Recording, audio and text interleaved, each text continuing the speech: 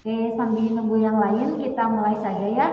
Bismillahirrahmanirrahim. Assalamualaikum warahmatullahi wabarakatuh. Waalaikumsalam. Waalaikumsalam warahmatullahi wabarakatuh.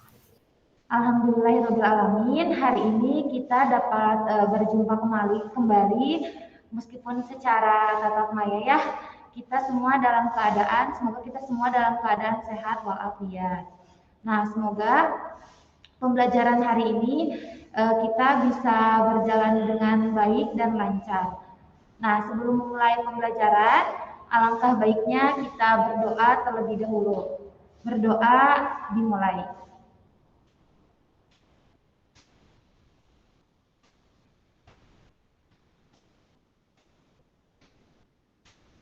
Berdoa selesai. Sebelumnya, apa kabarnya semuanya? Gimana nih Alhamdulillah kabarnya? baik. Alhamdulillah ya. Baik, Ramji baik. Gimana Kumala kabarnya? Alhamdulillah baik, Bu. Alhamdulillah baik ya. Yang lainnya? Ada yang lagi gak enak badan? Gak ada ya. Ibu harap kita semua dalam keadaan sehat walafiat. Nah, hari ini kita masuk ke pertemuan 11 ya. Nah, sebelumnya Ibu mau absen dulu yang hadir di sini. Maira hadir? Maira? Hadir, Ibu. Hadir. Oke. Kumala? Hadir, Bu. Sarah? Hadir, Bu. Kaila? Hadir, Bu.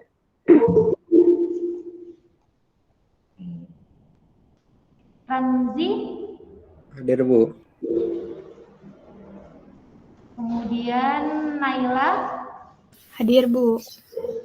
Sylvia? Hadir, Bu. Azka? Azka? Ada Azka?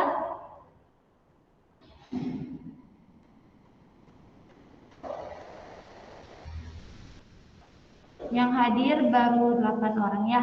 Nah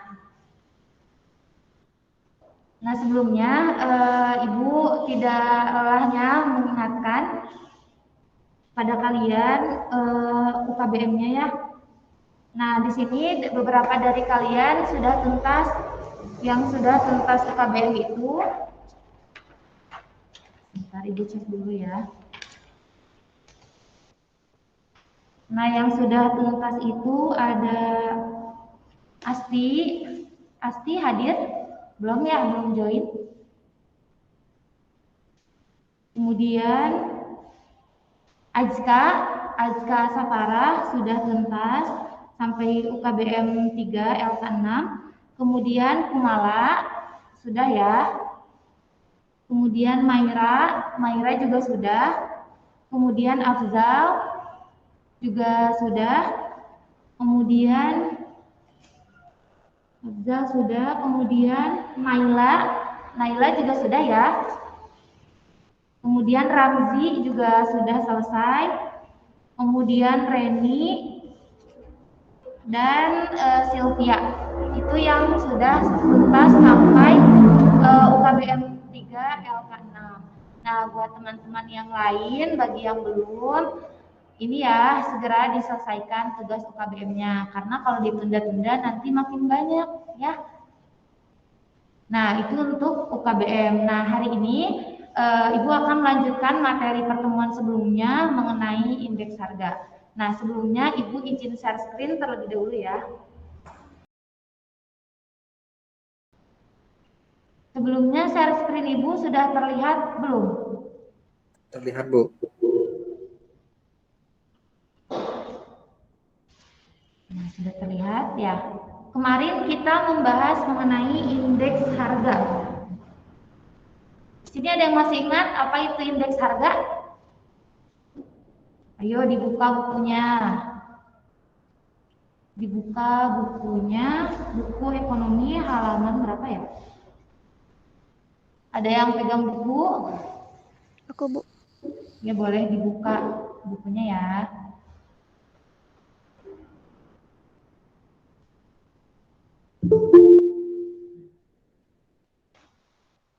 Ridwan hadir, Ridwan. Hadir, Bu. Oke. Evansyah. Evansyah hadir ya. Oke. Di sini ada yang masih ingat mengenai indeks harga? Aku, Bu. Itu apa? Oke, pokoknya Ingat. gimana? Ada yang masih ingat apa itu indeks Aku, harga? Bu. Boleh, Kumala. Indeks harga merupakan suatu ukuran angka yang menunjukkan tentang perubahan harga barang yang terjadi dari suatu periode ke periode lainnya dan tempat tertentu. Ya betul ya, yang disampaikan oleh Kumala.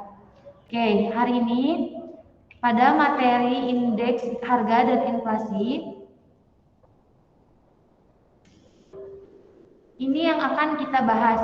Ada pengertian dan tujuan indeks harga, kemudian ada metode perhitungan indeks harga, kemudian ada pengertian dan penyebab inflasi, kemudian ada jenis-jenis inflasi, kemudian ada menghitung inflasi, kemudian ada dampak dan cara pengendalian inflasi, kemudian ada teori permintaan dan penawaran uang, dan yang terakhir ada faktor-faktor yang mempengaruhi permintaan dan penawaran uang. Nah, untuk pengertian dan tujuan indeks harga itu sudah minggu lalu ya, namun akan kita review sedikit mengenai pengertian dan tujuan indeks harga. Nah, untuk materi selanjutnya itu fleksibel sampai gimana habis waktunya ya. Tapi Bu estimasi hari ini kita akan belajar sampai dengan jenis-jenis inflasi. Oke.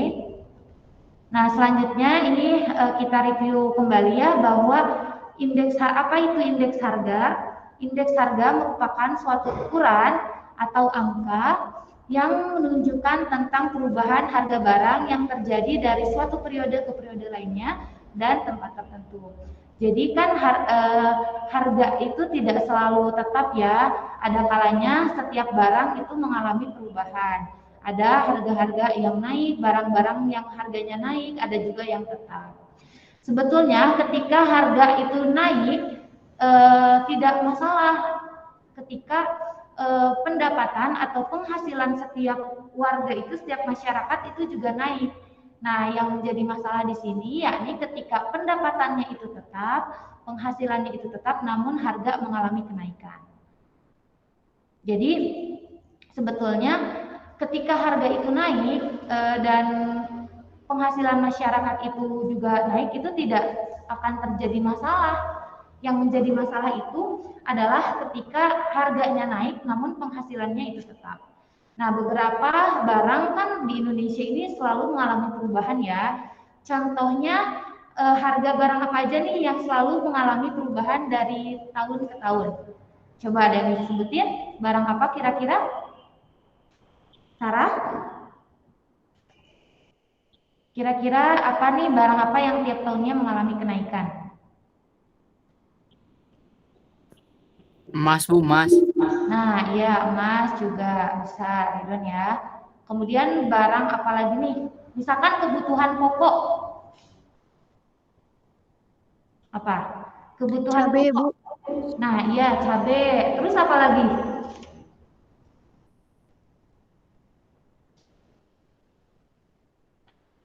Beras, kemudian ada minyak, kemudian ada gula, kebutuhan-kebutuhan pokok lain.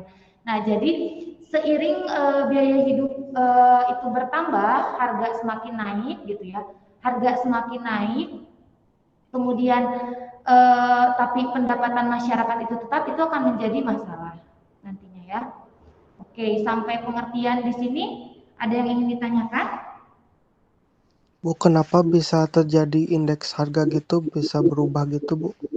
Ya, kenapa ya? Jadi kenapa indeks harga berubah-ubah? Misalkan harga barang, harga suatu barang itu berubah. Nah, jadi kan setiap tahunnya ketika suatu barang tinggi peminatnya, itu otomatis akan menyebabkan kenaikan pada harga. ketika permintaannya naik, itu juga bisa menyebabkan kenaikan pada harga. Itu ketika harganya relatif murah, otomatis kan orang-orang banyak membeli. Nah, ketika banyak membeli itu, otomatis si penawarannya itu menaikkan harga. Kenapa? Karena pada saat barang banyak yang diminta, otomatis itu biasanya menaikkan harga. Bagaimana? Dapat dipahami? Dapat, Bu. Nah, ya jadi kenapa harga naik itu? Karena seiring berjalannya waktu, setiap barang-barang itu pasti mengalami perubahan. Contohnya bahan-bahan pokok ya.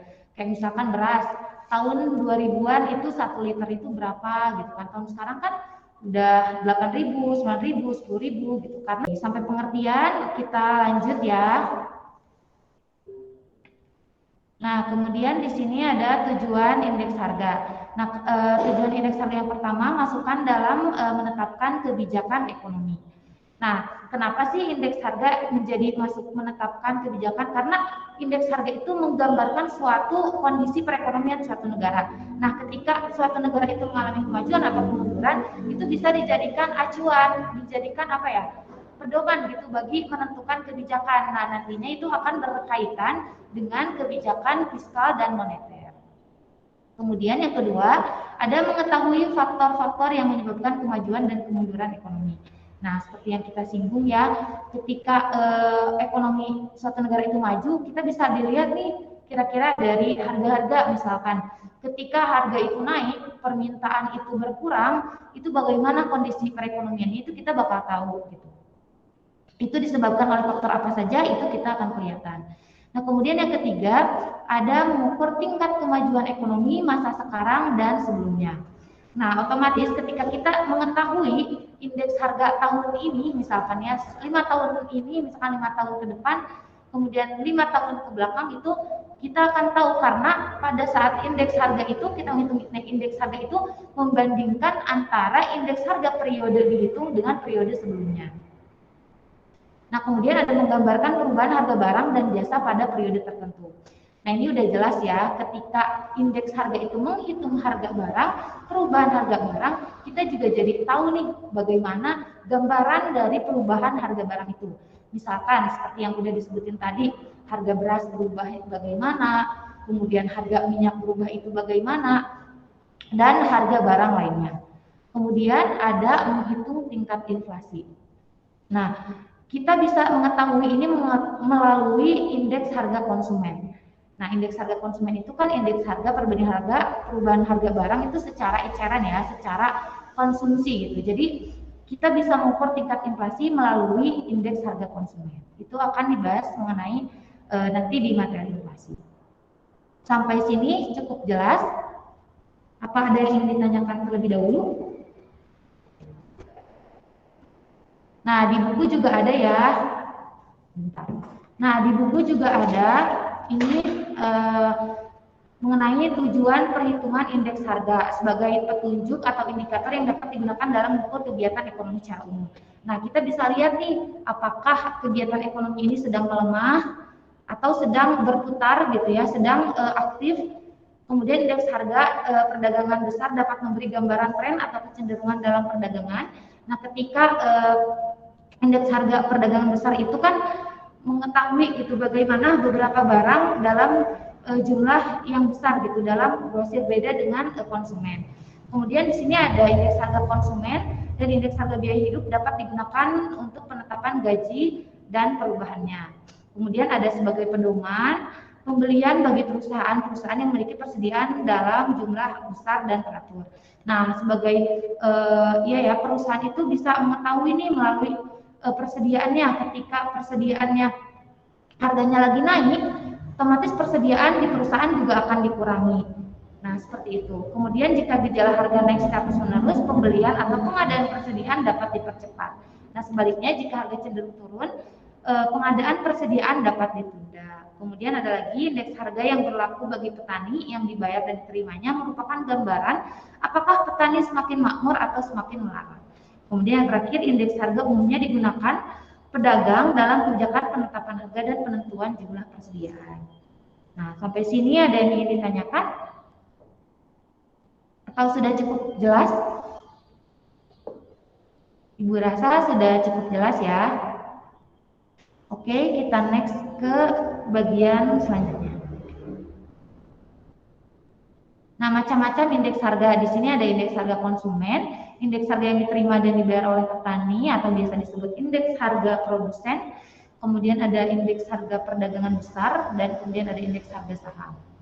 Namun yang di buku itu tertera hanya 3 ya, ada indeks harga produsen, indeks harga perdagangan besar, dan indeks harga konsumen. Nah, di sini indeks harga konsumen itu indeks yang mengukur perubahan yang terjadi pada harga eceran barang dan jasa yang dibutuhkan konsumen dari waktu ke waktu. Nah, jadi barang-barang yang diperdagangkan ini itu untuk dikonsumsi oleh sendiri, bukan untuk dijual kembali ya.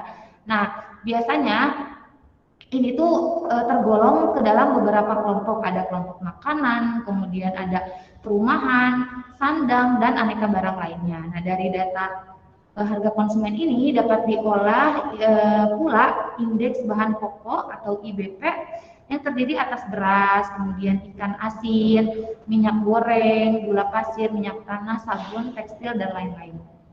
Nah, kita sendiri sebetulnya berdekatan ya antara indeks harga konsumen dengan kehidupan kita sehari-hari. Kayak iya kita misalkan beli minyak goreng, itu akan berpengaruh pada indeks harga konsumen. Nah, kemudian ada IHP, indeks harga barang yang dibeli dan dibayar petani baik untuk kegiatan produksi maupun untuk membiayai hidupnya. Nah, jadi indeks harga produsen ini adalah perbandingan perubahan barang dan jasa yang dibeli oleh produsen pada waktu tertentu. Nah, misalnya berdasarkan fluktuasi harga hasil pertanian di pedesaan. Tujuannya untuk menilai kesejahteraan petani dilihat dari nilai tukar hasil pertaniannya. Misalkan ketika petani itu membeli sebuah persediaan, apakah akan sama hasilnya dengan hasil yang ia jual misalkan. Jadi kita bisa tahu melalui indeks harga produsen ini. Oke, kita lanjut ke ketiga, ada IHPB, indeks harga perdagangan besar. Indeks ini berguna untuk mengukur perubahan harga barang selama 2 periode. Nah, jadi perhitungan IHPB ini menggunakan data harga perdagangan besar, mencakup barang perdagangan dalam jumlah besar atau grosir. Beda ya, kalau konsumen itu secara eceran, kalau ini secara grosir gitu. Nah, terdiri dari 5 macam: pertanian, pertambangan, hasil industri, impor, dan ekspor. Nah, jadi IHPB ini digunakan sebagai melihat sejauh mana sih perkembangan perekonomian secara nasionalnya gitu. Jadi kalau misalkan tadi IHK itu mengukurnya itu seperti kebutuhan sehari-hari pribadi, kalau ini skalanya lebih nasional, dalam skala besar. Kemudian ada indeks harga saham, indeks yang mengukur perubahan harga saham di pasar modal, misalkan di bursa efek. Ketika hari ini misalkan sahamnya naik, besok turun, jangankan menunggu hari ya, saham itu bergerak bisa kapan aja gitu, tanpa memandang hari atau jam, bahkan bisa dalam beberapa detik gitu. Nah, di sini ada keempat macam-macam dari indeks harga. Nah, sedikit mereview barusan hari ini. Nah, kita akan mempelajari mengenai metode perhitungan indeks harga. Nah, metode indeks harga itu terbagi menjadi 2. Ada metode indeks harga agregatif tidak tertimbang dan ada metode indeks harga agregatif tertimbang. Nah, metode indeks harga agregatif tertimbang sendiri terbagi menjadi 3. Ada indeks harga Lespeyres, kemudian indeks harga Pache, kemudian ada indeks harga Marshall. Di sini kalian sudah pernah mendengar istilah-istilah ini? Istilah-istilah ini kalian sudah mendengar? Belum, Bu. Ya, karena baru mempelajarinya. Nah, oke, kita langsung lanjut aja. Metode indeks harga agregatif tidak tertimbang atau metode tidak tertimbang. Nah, metode tidak tertimbang ini sebenarnya sederhana. Misalkan ini mengukur tingkat kebutuhan pribadi, misalkan ya ada barang A, barang B, barang C, dan D dan E. Nah, metode tidak tertimbang ini menggunakan rumus di mana IA sama dengan delta PN dibagi delta PO dikali 100%. Nah, IA ini merupakan di mana IA ini merupakan indeks agregatif tidak tertimbang sederhana. Kemudian PN ini jumlah harga pada tahun yang dihitung dan PO ini jumlah harga pada tahun dasar. Nah, kalian masih ingat tahun dasar itu apa? Ada yang masih ingat tahun dasar itu apa? Ranji? Ingat gak tahun dasar itu kira-kira gimana? Saya lupa lagi, Bu. Nah, ini ya. Jadi yang lain ada yang ingat tahun dasar itu apa? Nah, tahun dasar itu biasanya dijadikan patokan ya ketika kita mau menghitung tahun 2015, indeks harga 2015 itu misalkan indeks tahun dasarnya itu bisa 1 tahun sebelumnya atau beberapa tahun sebelumnya. Sebetulnya bebas untuk menentukan indeks tahun dasar itu tidak harus 1 tahun sebelumnya gitu. Akan tetapi indeks tahun dasar yang dipilih itu sebaiknya tahun ketika kondisi perekonomian itu dalam keadaan stabil dan tidak terlalu lama dari tahun yang dihitung. Misalkan kayak tadi, menghitungnya itu tidak hanya tahun 2015, misalkan ada juga tahun 2016, 2017, 2018, akan tetapi dalam menggunakan tahun dasarnya itu adalah tahun dasar sama gitu. Ketika menghitung 2015, 2016, 2017 itu menggunakan misalkan tahun dasarnya 2013. Nah, rumusnya itu ini ya, IA sama dengan delta PN dibagi delta PO dikali 100%. Di sini ada contoh ya, misalkan ada barang A, harga pada tahun 2014 yang dijadikan sebagai tahun dasarnya ini ya, tahun 2014, price-nya ini ada 200, barang A 200, kemudian barang B 300, barang C 500, barang D 100, kemudian barang E ada 200. Nah, di sini ada harga pada tahun 2015 atau PN jumlah harga yang dihitung pada tahun dihitung gitu. Misalkan kita mau menentukan nih indeks harganya berapa. Nah, yang dihitungnya misalkan tahun 2015 dan tahun dasarnya itu adalah 2014. Nah, di sini karena metode tidak tertimbang ini penjumlahan rata-rata dari barang A sampai barang E, kita tinggal menjumlahkan saja barang A berapa sampai kita mendapatkan hasil dari tahun dasarnya. Misalkan kita menjumlahkan barang A 200, kemudian barang B 300, barang C 500, barang D 100, barang E 200. Nah, jumlahnya misalkan 1.300. Ini total dari barang-barang yang harga barang pada tahun 2014 yang dijadikan sebagai tahun dasar ada 1.300. Sama halnya dengan harga pada tahun 2015 dijumlahkan 300, kemudian 350, 500, 50, 300, 1.500. Hasilnya itu 1.500.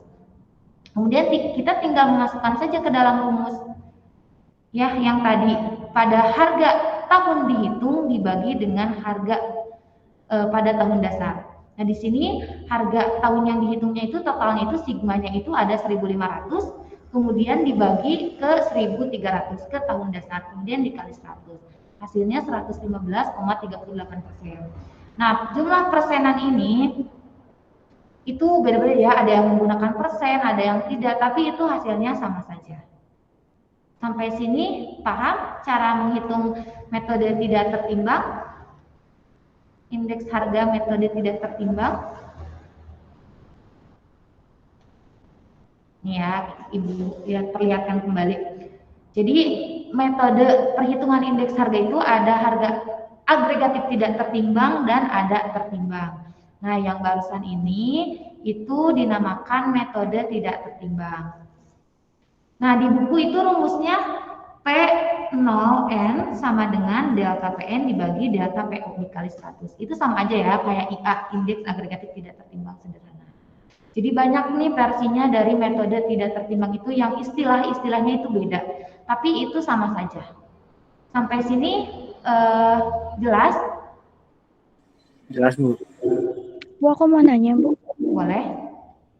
Kalau misalnya ada 3 gitu tabelnya sampai 2016. Ya. Nah, misalkan ya ada 2016 juga. Nanti di dalam soalnya itu pasti ada ngarahnya itu ke tahun berapa. Nih misalkan Ibu buat tabelnya itu sampai 2020 misalkan. Tapi kita pasti akan diminta dikasih tahunnya itu pasti ininya aja apa sih ditentukan tahun dasarnya aja misalkan 2014. Nah, nanti ketika tabelnya ada 2016, 2017, 2018 tidak ada keterangan harus ditentuin tahun itunya, dihitung semuanya. Tahun 2015 dihitung, tapi tetap ya untuk harga tahun dasarnya itu di tahun 2014. Misalkan 2015, misalkan 2016 itu 2000, ininya tuh jumlahnya itu 2000. Jadi semuanya dihitung. Tergantung instruksi soalnya sih, misalkan hitunglah misalkan ya contohnya hitunglah indeks harga pada tahun 2015 dengan menggunakan tahun dasar 2014. Berarti itu jelas yang disuruh dihitungnya adalah tahun 2015. Nah, untuk tahun 2016-nya apakah dihitung? Nah, biasanya itu tergantung soalnya ketika ada keterangan tahun dihitung itu dihitung, tapi ketika tidak ada dihitung semuanya. Jadi ada tahun 2015, kemudian ada 2016, ada 2017, 2018. Pasti yang diberitahukan itu tahun dasarnya, yang paling pokok itu tahun dasarnya. Jadi ketika ada 2016, 2017, 2018 dan diketahuinya itu hanya tahun dasarnya aja, berarti dihitung semuanya. Gimana? Jadi ini contoh saja ya, Ibu hanya menggunakan tahun 2015 saja. Namun ketika kalian menemukan soal yang banyak, misalkan ya ada 2015, 2016, nah ketika di soalnya itu tidak diberitahukan tahun mana saja yang dihitung, itu dihitung semuanya biasanya. Ibu juga dulu waktu belajar sama ada banyak tabel itu ada sampai 5. Nah, dihitung dimulai berurutan dari 2015, 2016, 2017, 2018 sampai 2020. Nah, jadi kita bisa tahu nih berapa sih perubahan tahunnya itu gitu. Jadi tidak hanya 1 tahun antara 2014 dan 2015. Tapi kita tahu juga 2015, kemudian 2016, 2017, 2018. Jadi ini hanya contoh saja ya, Ibu hanya mengambil 1 tahun. Gimana Kumala, apakah cukup jelas? Iya, Bu. Oke. Nah, ini metode tidak tertimbang ya. Kita lihat selanjutnya.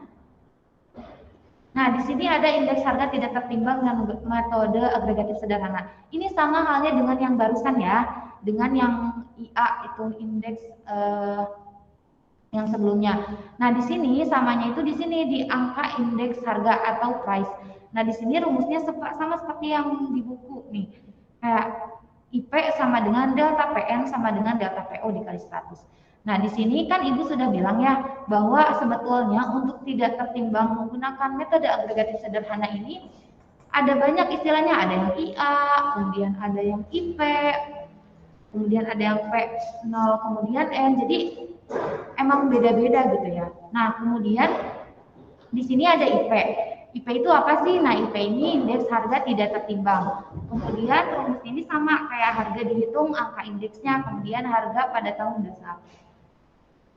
Nah, di sini yang sama itu yang ini yang barusan. Namun kadang ada juga soal yang menunjukkan apa ya? Menanyakan kuantitas gitu. Menanyakan kuantitas. Nah, di sini ada angka indeks kuantitas atau quantity. Rumusnya IQ sama dengan delta QN dibagi delta Q0 dikali 100. Nah, di sini keterangannya IQ atau IQ ini indeks kuantitas tidak tertimbang. Nah, QN ini adalah kuantitas yang dihitung angka indeksnya, kemudian Q0 kuantitas pada tahun dasar. Jadi sebetulnya sama, letak perbedaannya itu adalah ketika P itu price, kemudian quantity itu adalah kuantitasnya atau jumlahnya. Nah, kemudian di sini ada satu lagi angka indeks nilai atau value atau EV. Rumusnya delta PN dikali QN dibagi delta P0 dikali Q0 kemudian dikali 100. Nah, IP ini merupakan indeks nilai tidak tertimbang. Nah, kemudian ada PM ini nilai yang dihitung angka indeksnya. Kemudian P0 adalah tahun dasarnya. Jadi sama ya, ketika N itu menunjukkan tahun dihitung dan 0 ini ke tahun dasarnya. Jadi P itu price, kemudian Q-nya itu quantity. Sampai sini cukup dipahami? Tapi yang sering muncul itu yang ini ya, yang angka indeks harga atau price. Kalian bisa pakai rumus yang indeks harga ini, yang IP atau yang IA itu sama aja, atau yang di buku P0N atau angka indeks harga tahun N atas tahun dasar 0. Sampai sini dapat dipahami? Paham, Bu. Oke, nah sekarang ada latihan soal. Nah, di sini ada barang, yaitu ada beras per kilogram, kemudian ada minyak kelapa per kilogram, ada gula pasir per kilogram, terus telur per kilogram. Nah, di sini ada harganya. PO itu berarti tahun dasar dan PN itu adalah price yang dihitungnya, tahun yang dihitungnya.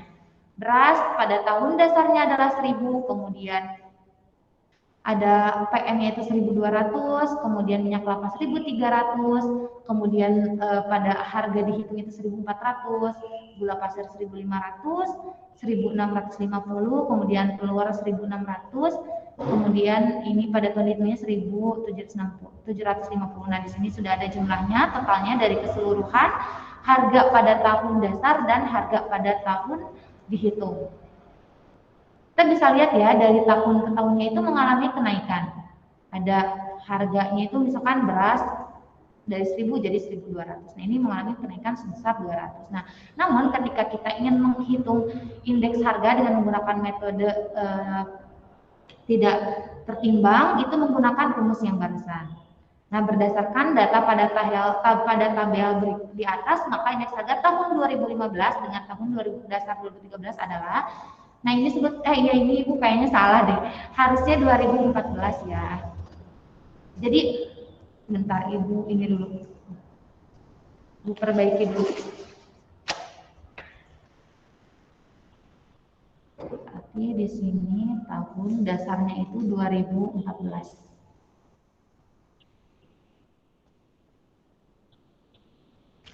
Ini menggunakan metode tidak tertimbang ya yang barusan. Sudah cukup jelas? Nah, coba sekarang dikerjakan dulu ini ya. Ibu kasih waktu 5 menit deh buat ngerjain soal ini. Gimana, cukup waktu 5 menit? Atau ada yang masih nggak ngerti cara ngitung metode tidak tertimbang? Sudah cukup jelas? Gimana Indra?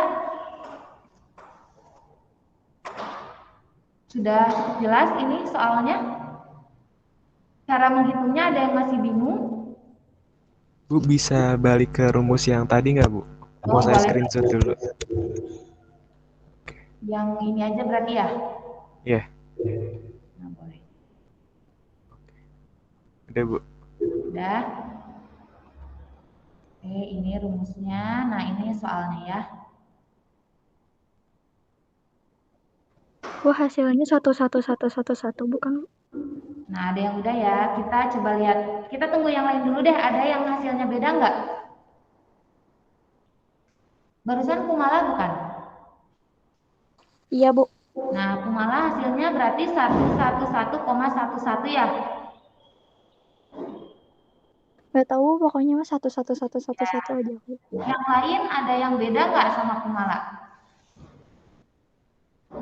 Sama, Bu. Sama, Sarah sama. Yang lain? Sama juga? Ada yang beda? Coba deh, Kumala, 111 itu dari mana? Itu yang dibagi 5.400. Kemudian dikali 100 ya? Iya. Nah, yang lain ada yang sama nggak? Ada yang beda nggak? Jawabannya atau semuanya sama? 111,11. Oke, Ibu langsung lanjut aja ya. Kita lihat apakah hasilnya sama. Nah, ternyata hasilnya sama ya. 111,11%. Ini masih salah sebentar ya Ibu. Tahunnya. Berarti sampai sini jelas ya? Paham ya? Bisa ya cara mengerjakan indeks harga tidak tertimbangnya?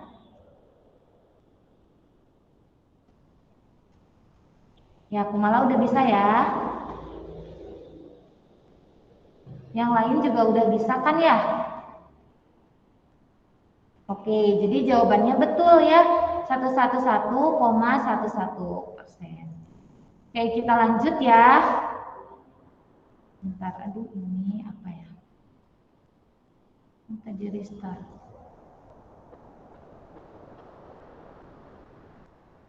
Oke. Nah, kemudian di sini ada metode tertimbang. Seperti yang sudah dijelaskan tadi, metode tertimbang ini terbagi menjadi 3. Sebetulnya banyak sih, namun yang sering muncul itu ini.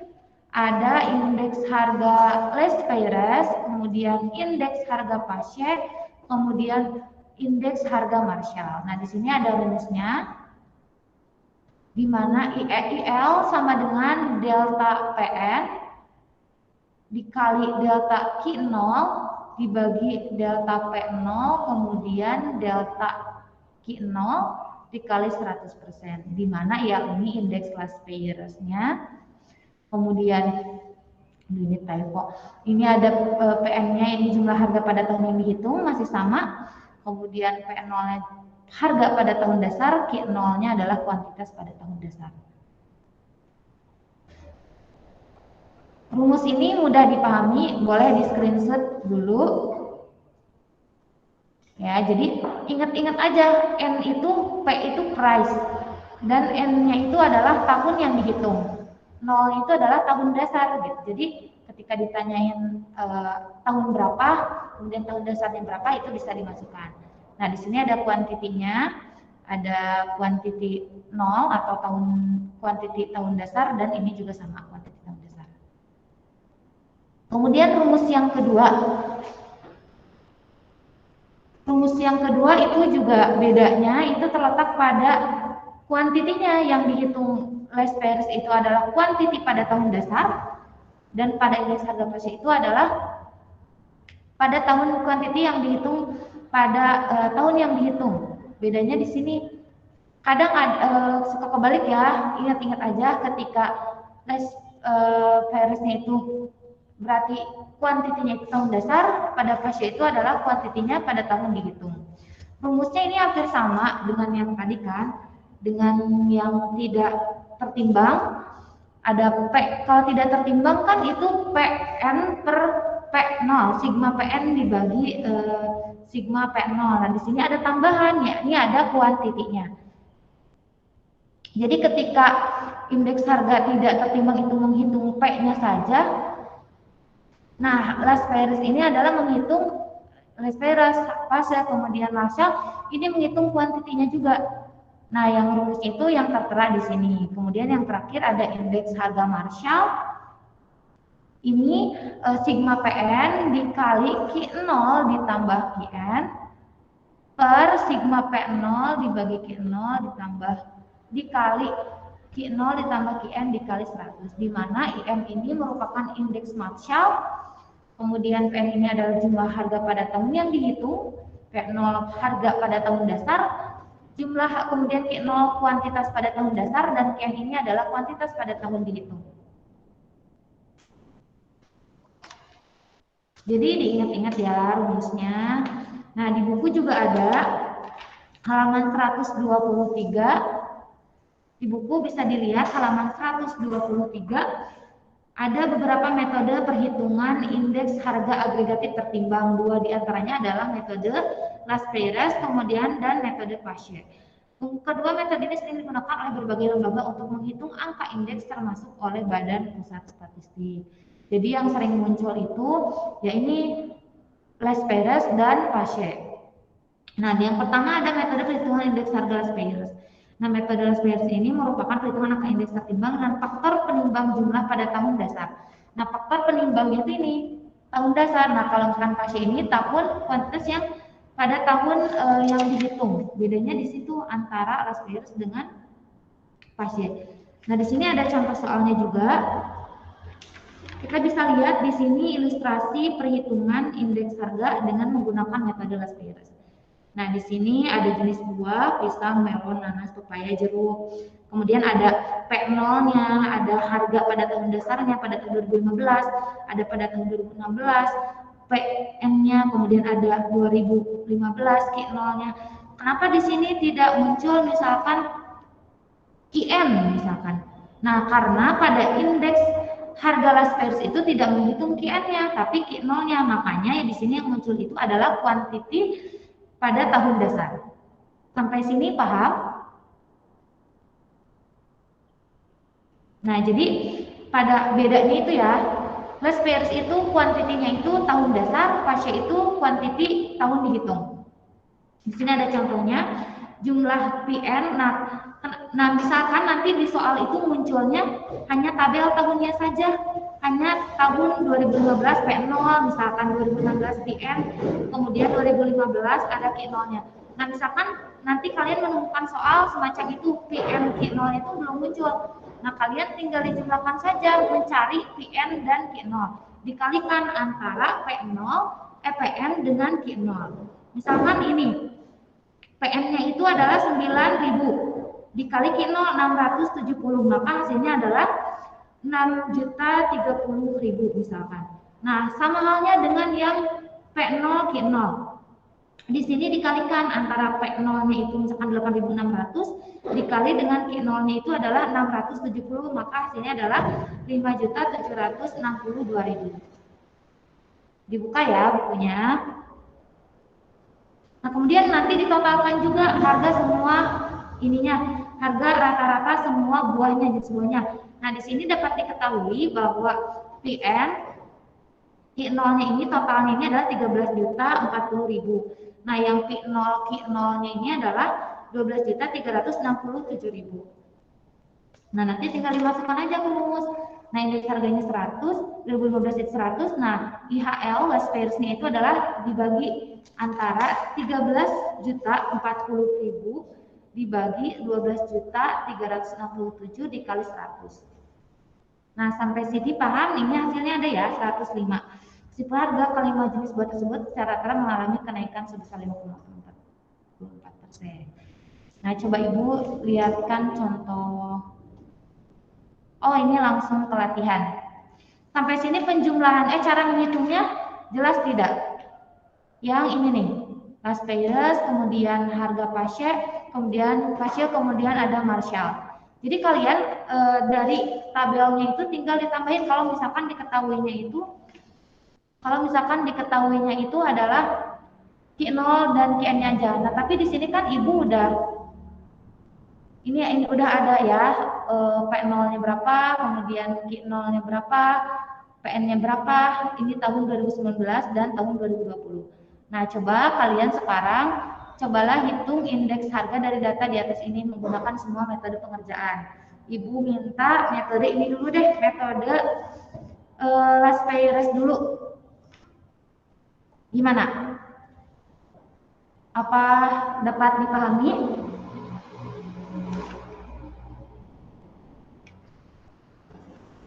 Atau perlu dijelasin ulang?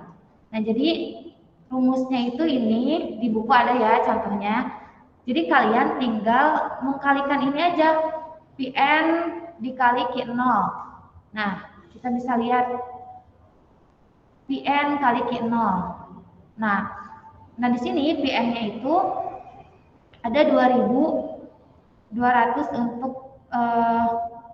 tahun 2020. Nah, Q0-nya ini tahun 2019 itu ada 100. Nah, jadi kalian tinggal dikali-kalikan, terus tinggal ditambah deh. Karena pada last price ini tidak menghitung QN ya, ingat. Jadi yang dihitung itu hanya P0-nya, kemudian P0, kemudian Q0. Di sini masih bingung nggak? Kalau enggak kita coba ini deh. Bentar ya, di sini ada last price itu rumusnya. Ada yang mau coba ngerjain? Ibu, itu yang PO-nya itu 10.000 atau 1.000? Oh iya ini teh kelebihan 10.000. Bentar ya Ibu ini dulu. Ya salah menempatkan titik, mohon maaf. Makasih ya Sarah udah mengingatkan. Coba 2.000, 3.000, 6.000. Oh iya ini mah gambar ya. Lupa Ibu ngekopinya dari Word langsung. Ini 10.000 ya. Mana ya? Nah, tapi udah ini ya, udah. Mana coba ya.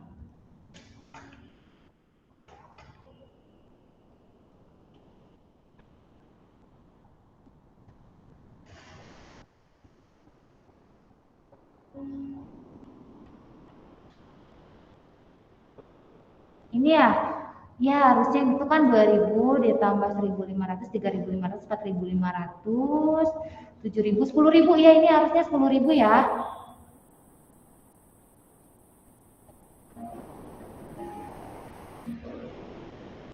Ayo Ibu pas ini deh, siapa tahu ada yang mau nyoba ya. Ibu kasih waktu 10 menit buat kerjain metode Las Perez sama Casio.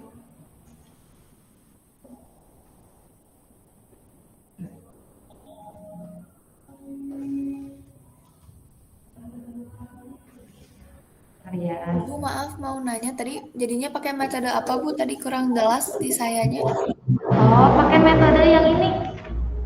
Yang Las Perez dulu. Yang rumusnya yang ini yang IL.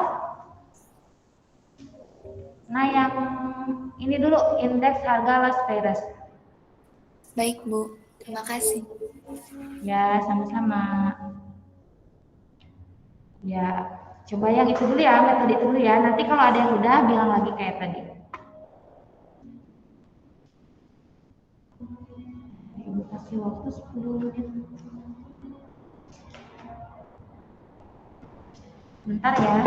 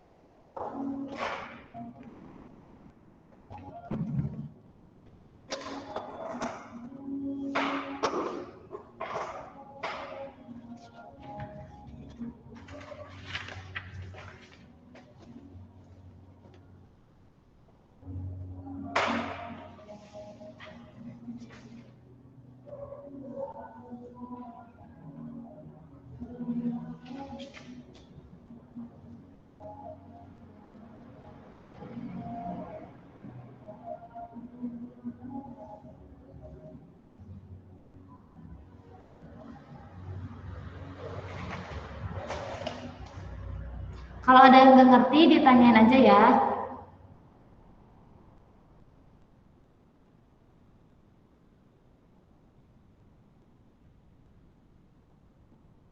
Berarti ini dikalikan dulu. Dikalikan dulu antara PN-nya dengan Q0, dengan tahun dasarnya. Berarti 2.200 dikali dengan Q0-nya itu 100. Kan rumusnya PN kali Q0 ya. PN-nya di sini 2.200. Misalkan barang K 2.200 dikali dengan Q0, Q0-nya 100. Jadi berapa? Sama halnya dengan barang lain, L-nya juga sama, 1.600 dikali 225, kemudian 2.700 dikali. Nanti totalnya dijumlahin ya. Gimana Bu maksudnya? Jadi untuk menghitung Las Peres itu kan rumusnya itu sigma PN dikali Q0 sama dengan, sebentar Ibu lihat ya dulu rumusnya ya. Nah, rumusnya itu kan PN, sigma PN dikali Q0 dibagi P0 dibagi sigma P0 dikali sigma Q0 dikali 100. Nah, jadi yang dihitung itu adalah PN kali Q0 dibagi P0 dikali Q0.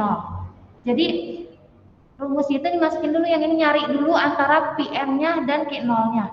Nah, di sini ada PN-nya nih, untuk barang K itu PN-nya itu ada 2200, kemudian Q0-nya itu 100. Nah, nanti dikalikan. Nah, seperti contoh di sini, PN Q0. Di buku ada contohnya, misalkan PN-nya itu 9.000 dikali Q0-nya itu adalah 8.600. Nah, ini dikalikan, hasilnya kan segini, nanti semua barangnya itu dijumlahkan gitu. Jadi nambah tabel antara PN dan Q0-nya. Gimana? Atau masih bingung? Masih bingung, Bu. Oke, jadi Ibu jelasin aja ya. Kita langsung aja deh. Ibu lihat ini ya. Nah, ini ya. Jadi kan rumus Las Peres itu nyari antara PN, sigma PN dikali Q0. Sigma itu kan totalnya. Ini kan kita nyari dulu. Tadi kan tabelnya cuman ini kan, tabelnya cuman ada Q0, Qn, P0 dan Pn. Ingat ketika rumus Las Peres itu ditanyakannya Q0. Jadi si Qn-nya nggak usah dihitung, dibuang tuh tabelnya. Jadi yang dimasukin ini yang rumus ini yang tertera, karena kan sebelumnya belum ada ya PN kali Q0 kemudian P0 dikali Q0, belum ada ini. Karena rumusnya ini berarti kita harus nyari dulu PN-nya itu harga tahun dihitungnya itu dikali dengan kuantitas tahun dasarnya. Rumusnya ini kan PN dikali sigma Q0. Nah, PN-nya itu kan udah diketahui nih 2000 dikali, berarti 2000 dikali Q0, Q0-nya itu 100. 2200 dikali 100 hasilnya 220.000. Nah, begitupun barang L. Jadi kita langkah pertama ketika menghitung indeks harga Las Peres itu kan udah ada rumusnya. Kayak tadi nih, nggak dikasih tahu tabel ininya, dikasih tahunya cuma ini. Tapi kita bisa melihat rumus di sini, yang dicarinya itu adalah sigma PN dikali Q0. Berarti kita harus nyari dulu antara PN, sigma PN dikali Q0. Nah, caranya ini menjumlahkan, mengkalikan antara PN dan Q0. 2200 dikali 100, 220.000 untuk barang K. Untuk barang L 300, ini PN-nya itu 1.600 dikali 225, 360. Begitupun selanjutnya. Coba diperhatikan dulu ya. PN dikali Q0. Rumus Las Peres itu kan PN dikali Q0. PN dikali Q0 dibagi P0 dikali Q0, sigma Q0. Nah, sigmanya itu penjumlahannya. Nah, ketika kita udah punya nih PN dikali Q0-nya, semua barang ditotalkan jadi 1.846.000. Nah, kita juga udah nyari nih P0 Q0-nya. Dicarikan tahun 2019 P0-nya 2000 dikali 100, 200.000. Kemudian 1000 barang L 1.500 dikali 225, 337.500. Kemudian 1.200 dikali 200 hasilnya 200.000. Begitupun ke bawahnya. Nanti totalnya sigmanya baru di sini dijumlahkan seperti yang tadi tidak tertimbang, dijumlahkan barang K, barang L, barang M, barang N, barang O. Kalau di sini kan contoh di buku kan buah ya. Ada pisang, melon, nanas, pepaya, jeruk. Nah, ketika sigma total semuanya itu kan yang ditanyainnya juga sigma, bukan PN dikali Q0 aja, tapi sigma. Berarti sigma itu adalah jumlahnya, jumlah PN dikali Q0 dari semua barang. KI ya, LI ya, MI ya, NI ya, oh iya. Nah, jadi totalnya itu dari PN dikali Q0 itu adalah 1.846.000. Dari P0 dikali Q0 itu adalah 1.637.500. Nah, kemudian dimasukkan ke rumus. Jadi indeks class pairs-nya itu adalah 1.846.000 dibagi 1.637.500 dikali 100%, hasilnya 112,73%. Sampai sini paham nggak? Jadi class pairs itu, nah misalkan, ya nanti kalian nemu soal kayak gini, kan nggak tahu kan rumusnya itu kan sigma PN dikali rumusnya itu kan sigma PN dikali sigma Q0 dibagi ini sigma PN dikali Q0 kemudian dibagi sigma P0 dikali sigma Q0. Jadi kalian harus nyari dulu PN sama QN-nya, PN sama Q0-nya, kemudian P0 sama Q0-nya. Jadi nambah tabel nanti ya. Contohnya kayak yang ini. Nih, kan asalnya nggak ada tabel ini kan, nah kalian nyari dulu PN dan Q0-nya. Nah, kemudian dihitung ya, dikalikan, udah dikalikan kemudian dijumlahkan sampai ke bawah ini, kemudian udah itu tinggal dimasukkan ke rumus. Sampai sini paham? Paham, Bu. Cuman mau izin di screenshot dulu. Nah, boleh. Nanti Ibu juga share materinya habis ini. Mohon ingatkan ya, Ibu suka lupa mau share materi tapi belum. Jadi kalian ingetin aja Ibu mana materi, misalkan di grup nanti Ibu share. Habis ini deh biar gak lupa. Ibu catat dulu biar gak lupa share materi. Jadi itu ya, rumusnya inget-inget aja. Kan kalau tertimbang mah tidak tertimbang mah cuma PN dibagi P0 misalkan kayak 100. Ketika tidak tertimbang itu nambah kuantiti. Kuantiti itu ada kuantiti tahun dihitung, ada tahun dasar. Nah, untuk class pairs ini adalah tahun Q-nya itu adalah Q tahun dasar. Jadi ingat-ingat aja class pairs itu Q0. PN sigma PN dikali sigma Q0 dibagi P0 dikali sigma Q0. Jadi kalian nanti nyari dulu nih PN sigma PN sama Q0-nya. Caranya mengkalikan antara PN dengan Q0. Semuanya dikalikan dulu. Udah dikalikan gitu, terus dijumlah deh antara PN semua total barangnya, harga PN dikali Q0-nya. Ketemu jumlahnya yang sama, ini juga P0 dan Q0-nya juga sama. Kemudian dimasukkan ke rumus kayak ini kan, 1.846 dibagi 1.637.500 dikali 100, hasilnya sekian. Sampai sini jelas? Ya, jadi nanti kalau masih pusing boleh tanya lagi ke Ibu. Oke, kita lanjut lagi di sini. Class pairs juga sama. Bedanya kan rumusnya. Kalau tadi Q0, sekarang Qn. Berarti yang dicari adalah Pn dikali Qn, P0 dikali Qn. Nah, di sini yang Q0-nya yang dibuang karena nggak dipakai untuk rumus fase ini. Oh, sepertinya ada typo lagi. Ibu lupa. Sebentar ya, Ibu perbaiki dulu.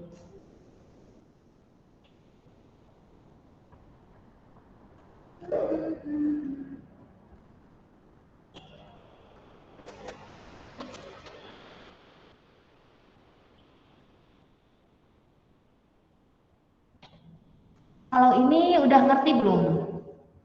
Sama aja sih, bedanya kan yang fase mah Qn. Kalau tadi mah kan Q0, sama caranya dikalikan, nyari dulu PN dikali Qn-nya berapa. Kayak ini PN 2200 dikali Qn 125, hasilnya segini. Untuk barang L, PN-nya 1600, Qn-nya 250, hasilnya 400 gitu. Jadi sebetulnya untuk nyarinya itu kan kadang bingung ya. Misalkan rumusnya segini kok di tabelnya nggak ada. Nah, itu tuh nanti kalian cari dulu PN-nya berapa, PN dikali QN-nya berapa. Nanti kalau udah ketemu kan pasti ada dijumlahkan, semuanya dijumlahkan baru dimasukkan ke rumus. Kayak ini. Indeks fasenya itu adalah total dari sigma PN dikali sigma QN-nya itu adalah 2.322.000 dibagi sigma P0 dikali sigma QN-nya itu adalah 2.050.000 dikali 100, hasilnya 113,27%. Sampai sini paham? Jadi yang membedakannya itu antara Las Peris dengan Pasha itu adalah di Ki-nya. Las Peris itu adalah Ki-nya tahun dasar. Kalau misalkan Pasha itu Ki-nya itu adalah tahun dihitung, Ki tahun dihitung. Jadi kalian jangan sampai kekecoh PN, lihat aja rumusnya ketika ditanyanya IP berarti rumusnya PN sigma PN dikali sigma QN dibagi sigma P0 dikali sigma QN. Itu aja sih. Jadi kalian tinggal nyari tambahan tabelnya, dihitung dulu, dijumlahkan, dimasukkan ke rumus. Sampai sini paham? Iya, Bu. Nah, iya. Oke ya, nanti Ibu share materinya ya. Kalian bisa baca lebih lanjut. Karena emang hitungan itu harusnya enaknya langsung ditulis ya. Cuman kalau ditulis di belakang juga kayaknya nggak kelihatan gitu. Jadi betul-betul harus dipahami gitu. Kayak ngelihat ini angka ini dari mana sih? Angka ini dari mana sih? Nah, kayak gitu. Enaknya ngejelasinnya langsung, misalkan di papan tulis. Tapi agak susah kalau sekarang. Ternyata nggak kelihatan. Oke, kita next lagi ya. Karena waktunya sebentar lagi. Di sini ada metode tertimbang yang indeks harga Marshall. Nah, Marshall ini rumusnya sigma PN dikali Q0 ditambah QN, kemudian dibagi sigma P0 dikali Q0 ditambah QN dikali 100%. Ini juga sama caranya. Kan tadi mah rumusnya tuh PN sama QN, misalkan sigma QN. Nah, sekarang mah rumusnya ini, jadi dicarinya juga ini. PN dikali QN ditambah Q0. Nah, misalkan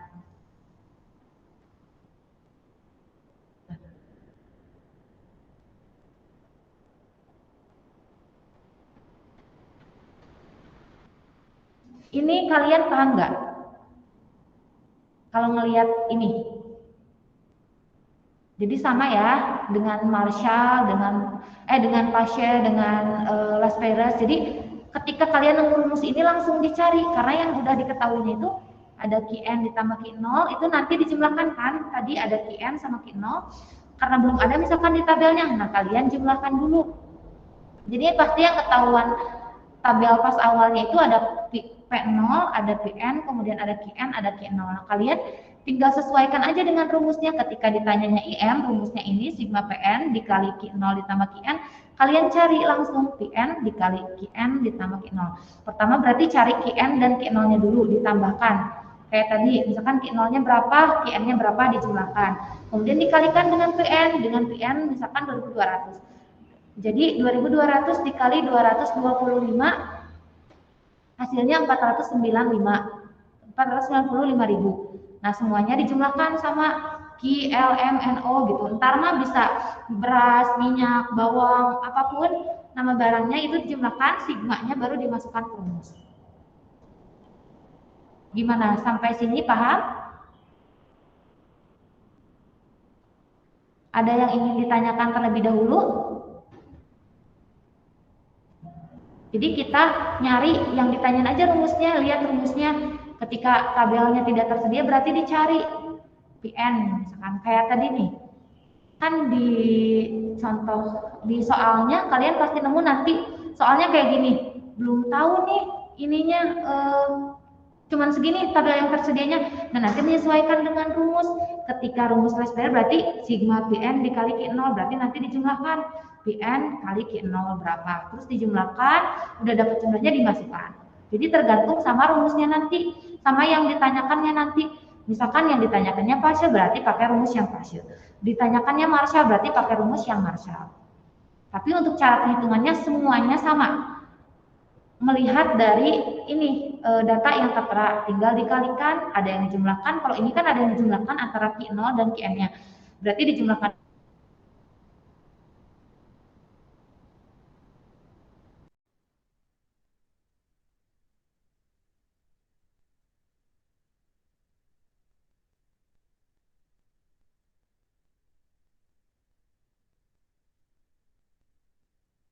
membaca sendiri gitu ya, memahami sendiri ini dari mana pasti ngerti. Ibu yakin pasti ngerti. Karena kadang udah dijelasin misalkan ya ibu juga sama dosen, tapi ini teh dari mana gitu. Tapi ketika kita membaca sendiri, itu biasanya tahu nih, oh ini teh dari sini, oh ini teh dari sini, akhirnya ngerti nih. Nah ibu harap semoga kalian juga sama ya, memahami. Jadi jangan hanya hari ini ibu jelasin ini, kalian gak baca lagi. Nah kalau misalkan kalian sempat, ada waktu boleh kalian baca lagi dan dipahami. Biasanya memahami sendiri itu lebih nempel gitu ketimbang dijelasin. Kayak sekarang dijelasin paham, beberapa jam kemudian udah lupa ini dari mana. Tapi ketika kita membaca sendiri biasanya itu lebih lama nempelnya, kayak gitu. Sampai yang indeks ini paham? Yang indeks harga Marshall. Jadi metode perhitungan indeks harga itu ada dua, ada tidak tertimbang dan ada tertimbang. Yang tertimbang itu terbagi menjadi beberapa, cuman yang ibu jelasin itu 3. Ada less payers, kemudian ada partial, dan kemudian ada Marshall. Nah yang biasanya yang muncul itu ini yang ibu jelasin ini. Gimana sejauh ini paham?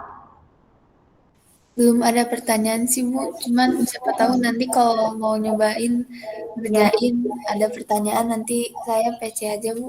Nah ya boleh ya, jadi ketika kalian aku mau nyoba nih materi yang tadi, terus ada yang gak ngerti, kalian boleh langsung PC ke ibu. Kayak kemarin misalkan nanya, ibu mau tanya ini rumusnya gimana, sama ibu dibalas, dikasih tahu gitu ya. Jadi kalian jangan sungkan ketika mau tahu sesuatu tapi malu buat nanya misalkan. Nah nggak apa-apa, tanya aja. Ibu juga dengan senang hati bisa ngebantu kalian.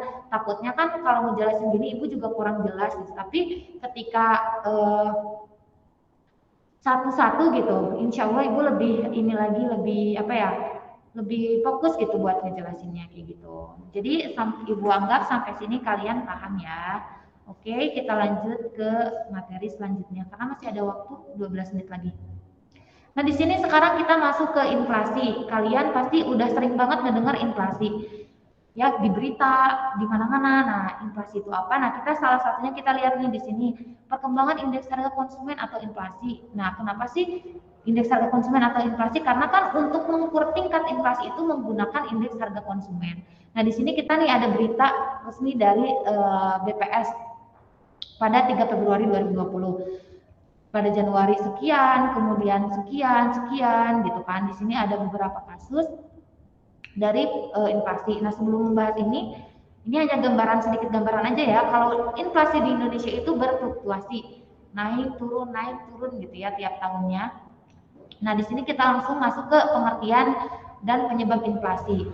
Nah, pengertian inflasi. Inflasi adalah proses naiknya harga-harga secara umum dan terus-menerus. Nah, kenaikan harga satu atau beberapa barang tertentu pada saat tertentu atau hanya sementara, meskipun dengan persentase yang cukup besar belum bisa dikatakan sebagai inflasi. Kenapa demikian? Kenapa kalau barangnya cuma berapa nggak disebut inflasi? Atau kenapa cuma misalkan pas lebaran aja nih harga-harganya naik terus turun lagi, apakah itu dapat dikatakan inflasi? Tidak ya. Jadi komponen utama dapat dikatakan sebuah inflasi itu ketika suatu barang itu harganya itu naiknya itu secara umum gitu, semua umum, kemudian secara terus menerus. Jadi enggak lebaran aja misalkan, enggak, tapi ketika tahun ini naik gitu kan. Nah ini yang ibu bilang tadi, ketika harga naik tapi pendapatan kitanya masih tetap nih, masih keberatan dengan harga yang naik gitu kan. Nah itu bisa dikatakan inflasi. Nah, inflasi itu adalah suatu keadaan perekonomian ketika harga-harga secara umum mengalami kenaikan. Kalau misalkan satu jenis barang aja dapat dikatakan inflasi atau tidak? Tidak ya. Jadi kalau misalkan naiknya cuma di daerah Bandung aja, misalkan di Bandung aja, di yang lain enggak, itu juga tidak dapat dikatakan inflasi. Atau hanya sementara nih, cuma lebaran aja harga daging naik, misalkan, itu tidak dapat dikatakan inflasi. Tapi ketika harga ayam atau daging itu naiknya secara umum di berbagai daerah, kemudian secara terus-menerus nggak turun-turun, itu dapat dikatakan inflasi. Nah, kenaikan harga itu berlangsung dalam jangka panjang. Kenaikan harga yang bersifat sementara seperti kenaikan pada masa lebaran tidak dianggap sebagai inflasi. Hal ini karena biasanya setelah masa lebaran harga akan turun kembali. Ini ya seperti yang sudah Ibu sampaikan. Jadi poinnya itu inflasi itu ketika naiknya harga-harga secara umum dan terus-menerus. Alhamdulillah, sebentar ya. Pengertian inflasi cukup dipahami. Kalian bisa baca di buku halaman 125 ya. Inflasi itu pokoknya kenaikan harga barang, harga-harga secara umum dan secara terus-menerus.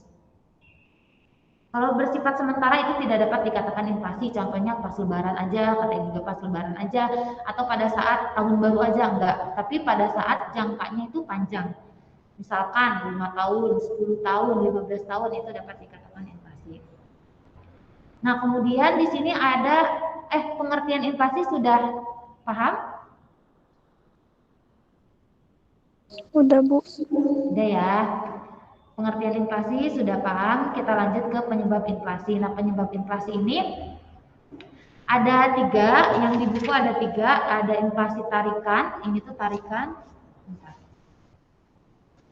ini tuh inflasi tarikan permintaan atau demand pull inflation.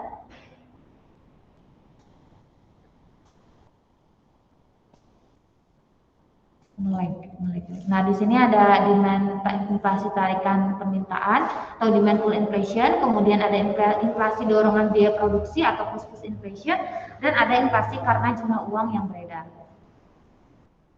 Sebelumnya ada yang tahu nggak ini maksudnya apa nih? Inflasi karena permintaan, karena biaya produksi, atau karena jumlah uang beredar? Coba deh Ibu pengen tanya ke Ridwan, ada Ridwan?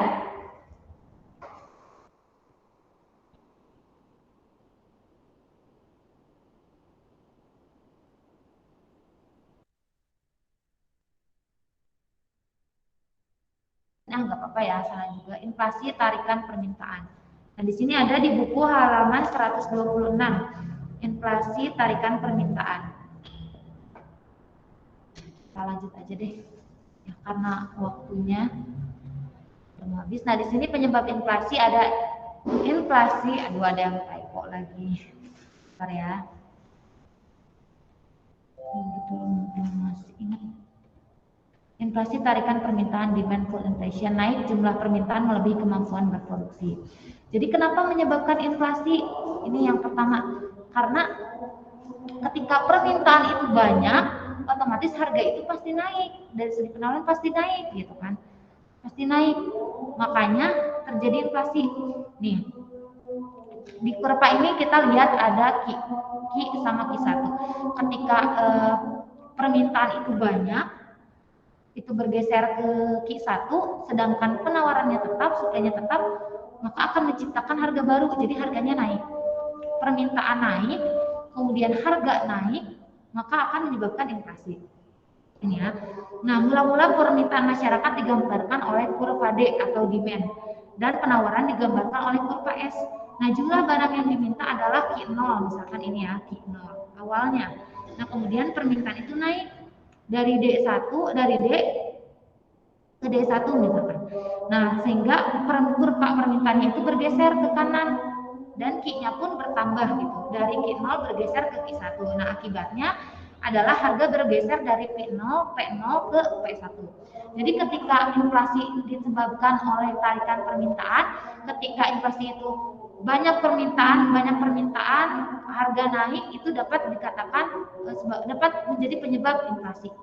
Ketika masyarakat berpikir buat ini nih, aku mau beli baju, semua orang beli baju atau beli beras, beli barang-barang, permintaannya banyak, kemudian harganya jadi naik, itu dapat menyebabkan inflasi. Itu yang dinamakan inflasi tarikan permintaan atau demand pull inflation.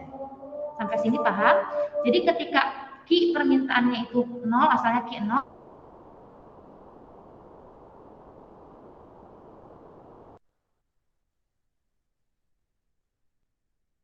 mempengaruhi harganya. Harganya jadi naik. Nah, ketika harga naik itu dapat menyebabkan inflasi. Sampai sini paham? Oke, paham ya. Nah, kemudian yang kedua, inflasi dorongan biaya produksi. Terjadi kenaikan biaya produksi atau cost inflation, memicu kenaikan harga barang. Nah, ketika suatu perusahaan itu memproduksi suatu barang, nah biaya produksinya itu mahal, misalkan dari mesin-mesinnya, dari harga persediaannya, dari barang-barangnya, otomatis mereka para pengusaha itu akan menaikkan harganya gitu. Ketika harga naik, otomatis akan terjadi inflasi. Nah, di buku juga ada inflasi dorongan biaya produksi atau cost inflation. Nah, inflasi seperti ini terjadi karena adanya kenaikan biaya produksi. Kenaikan biaya produksi terjadi karena kenaikan harga-harga bahan baku. Misalnya kebersihan serikat buruh dalam menaikkan upah atau karena kenaikan bahan bakar minyak. Jadi bahan-bahannya nih, bahan bakunya naik, itu akan mempengaruhi harganya. Nah, misalkan kita juga sama, kalau kita jualan nih, misalkan kita jualan bubur ayam, ketika harga berasnya naik, kemudian harga bumbunya naik, otomatis harga bubur ayam yang kita jual juga pasti akan dinaikkan kan? Gak mungkin harga yang kita jual itu kurang dari harga aslinya gitu. Jadi ketika biaya produksi itu naik, bahan-bahan baku, kemudian bahan-bahannya naik, maka otomatis harga yang ditawarkannya pun pasti akan naik. Nah, ketika harga barang itu naik, otomatis akan terjadinya sebuah inflasi. Kalau yang tadi karena permintaannya, karena si segi konsumennya yang beli, semuanya beli, permintaannya jadi naik, otomatis akan naik juga gitu ke harga, akan mempengaruhi ke harga. Para pengusaha kan pasti ketika rame, harganya. Nah, ketika harga naik itu akan terjadi inflasi. Itu dari segi permintaan. Dari segi penawaran juga sama. Dari biaya produksinya, ketika barang-barangnya, modalnya lah ya, istilahnya modalnya naik, bahan-bahannya naik, otomatis harganya juga akan dinaikkan. Nah, ketika harga barang itu naik, otomatis akan menyebabkan inflasi. Nah, mula-mula penawaran digambarkan oleh kurva S dan permintaan digambarkan oleh kurva D. Nah, dan harga terletak pada titik P0 atau P di sini ya. Sedangkan jumlah yang ditawarkan adalah jumlah Q0. Karena kenaikan biaya produksi, jumlah penawaran berkurang. Nah, ketika harga-harganya naik, otomatis si pedagang itu mengurangi kan jumlahnya, sehingga kurva bergeser dari S ke S1. Nah, dari sini ya. Nah, kemudian berakibat harga naik dari P menjadi ke P1. Jadi sama intinya, ketika harga naik itu akan menyebabkan inflasi. Nah, kemudian di sini ada penyebab inflasi karena jumlah uang yang beredar bertambah. Jadi ketika banyak banget uang beredar di masyarakat itu akan menyebabkan inflasi juga gitu. Nah, teori ini diajukan oleh kaum klasik yang mengatakan bahwa ada hubungan antara jumlah uang yang beredar dan harga-harga. Nah, berdasarkan teori penyebab inflasi, ada teori kuantitas uang, teori Keynes, dan teori struktural. Nah, teori kuantitas ini penyebab utama inflasi adalah pertambahan jumlah uang beredar dan psikologi harapan masyarakat mengenai kenaikan harga di masa mendatang. Nah, ketika semua orang berpikir beras tuh tahun depan bakal naik nih, aku mau beli sekarang nih. Nah, yang lain juga sama berpikir seperti itu. Harga beras misalkan 10.000 per kilo. Terus kita tuh mindsetnya tuh mikir kalau tahun depan tuh bakal jadi 20.000. Otomatis kita akan membeli barang saat ini kan, akan membeli beras pada tahun ini gitu, kayak semua orang beli pada saat itu. Nah, pada saat orang membeli semua itu barengan pada saat itu juga, padahal belum terjadi atau berekspektasi harapan, itu otomatis permintaannya akan naik. Sama kayak tadi ya, ketika permintaan naik maka harganya pun akan naik, maka akan terjadi inflasi. Ketika kita nih beli, otomatis uang yang beredar di masyarakat itu akan bertambah kan. Nah, ketika jumlah uang beredar di masyarakat itu terlalu banyak, itu akan menyebabkan inflasi. Itu menurut teori kuantitas. Kemudian ada teori Keynes, inflasi terjadi karena masyarakat hidup di luar batas kemampuannya. Inflasi ini terjadi sebagai proses perebutan bagian rezeki di antara kelompok sosial. Jadi banyak orang yang pengen belanja itu di luar batas gitu, kayak beli aja, padahal nggak begitu ini. Nah, kemudian ada struktural, ini jangka panjang, teori inflasi jangka panjang karena sebab struktural pertambahan produksi barang-barang terlalu lamban dibandingkan dengan kebutuhannya. Nah, ini materi ini kalian bisa baca ulang di buku ataupun dari internet. Nah, mungkin untuk materi hari ini cukup sekian ya, seharusnya Ibu itu menjelaskan juga materi mengenai jenis-jenis inflasi. Tapi karena waktunya sudah habis, maka Ibu cukupkan sekian saja. Materi hari ini kita cukup sampai ke penyebab inflasi. Nah, untuk minggu depan kita akan bahas mengenai jenis-jenis inflasi. Akan membahas mengenai jenis-jenis inflasi, kemudian ada teori permintaan uang, menghitung inflasi, dampak cara pengendalian inflasi, dan faktor-faktor yang mempengaruhi permintaan dan penawaran uang. Nah, mungkin cukup sekian materi hari ini. Bila ada yang ingin ditanyakan, boleh langsung tanyakan ke Ibu. Terus jangan lupa kerjakan UKBM yang sekarang ya, yang tentang indeks harga. Ditunggu sampai minggu depan, UKBM 4 berarti LK1. Sampai sini ada yang ditanyakan terlebih dahulu? Ibu, aku izin bertanya. Boleh. Dikerjain UKBM 4 sampai UKBM 4 KB1 sampai berapa, Bu? Yang satu dulu aja. Oh ya, oke. Tapi Makasih. kalau kalian mau langsung ngerjain kayak kemarin ya, sebelum ngerjain itu bagus banget menurut Ibu ya. Jadi boleh, tapi yang diwajibkannya itu yang sampai LK1 dulu aja, nggak apa-apa. Mungkin kalau ntar ada tambahan Ibu kabarin lagi di grup, sekalian Ibu mau share materinya hari ini. Cukup sekian dari Ibu, kurang lebihnya mohon dimaafkan. Mohon maaf ya ngaret lebih dari 2 menit. Kurang lebihnya mohon dimaafkan. Wabillahi taufiq wal hidayah. Wassalamualaikum warahmatullahi wabarakatuh. Waalaikumsalam. Semuanya. Makasih, Bu. Terima kasih ya sudah join, sudah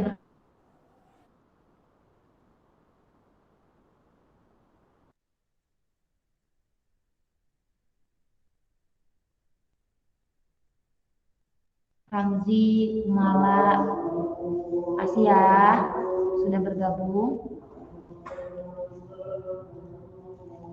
Makasih Bu. Assalamualaikum. Ya, sama-sama. Nah, waalaikumsalam.